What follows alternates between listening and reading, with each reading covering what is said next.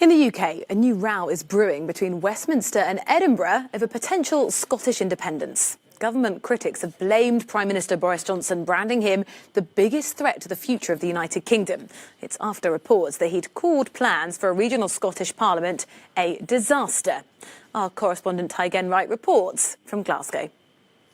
Above Glasgow City Hall, only the Scottish flag flies. This is the UK's third biggest city, where the majority of citizens voted for independence in 2014.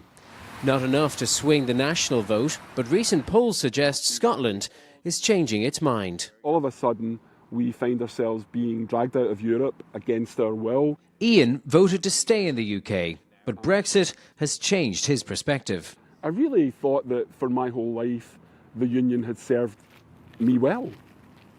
But I don't think that now. We're really different as a country now. An awful lot of the people in my family circle and friendship circle that voted to remain in the union the last time, they've all changed their minds too. So I really do believe it's unstoppable. Central to the 2014 campaign was whether an independent Scotland could join the EU. Now the UK has taken it out. Coronavirus has also changed the mood. Many think the Scottish government has handled it better than the UK. And in each of 9 opinion polls since the pandemic, most people surveyed want to go it alone. This is the first time in Scottish polling history when support for independence has been above 50% on a consistent basis. But I guess the question is, will it persist? Brexit certainly isn't going to go tomorrow. Coronavirus, on the other hand, if the Scottish government at some point in the next 6 or 12 months are no longer regarded as highly in handling the pandemic, then maybe support for independence will go down. Nationalists said the 2014 vote was a once-in-a-lifetime event. But Brexit, they say, has changed that.